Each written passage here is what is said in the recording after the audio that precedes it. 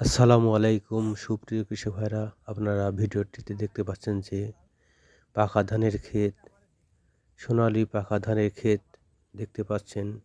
কি সুন্দর ধানগুলো পেকে সোনালী বর্ণ ধারণ করেছে।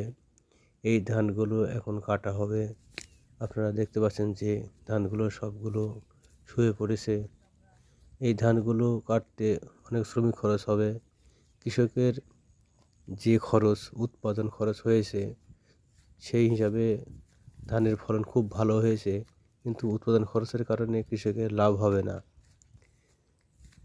1 বিঘা জমিতে অন্তত 20,000 টাকা উৎপাদন খরচ হয়ে গেছে এবং ধান কাটার এবং মাড়াই করা শুরু করে সমস্ত খরচ হিসাব করলে অবশ্যই 20,000 টাকা হয়ে যাবে।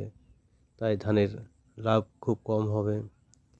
আপনারা দেখতে পাচ্ছেন যে ধানের সমারোহ মাঠটিতে, শুধু পাকা ধান। এখন পাকা ধান থাকা সত্ত্বেও কৃষকেরা শ্রমিক খরচের কারণে ধান কেটে ঘরে তুলতে পারছে না। আপনারা দেখতে পাচ্ছেন যে এই ধানের জমিগুলো এখনই কাটার সময়, এবং ধান না কাটলে ধানগুলো নষ্ট হয়ে যাবে। আপনারা দেখতে পাচ্ছেন যে শুধু ধান, পাকা ধান আর পাকা ধান। ভিডিওটি পছন্দ হলে আপনারা অবশ্যই সাবস্ক্রাইব করবেন, লাইক দিবেন, কমেন্ট করবেন। ধন্যবাদ।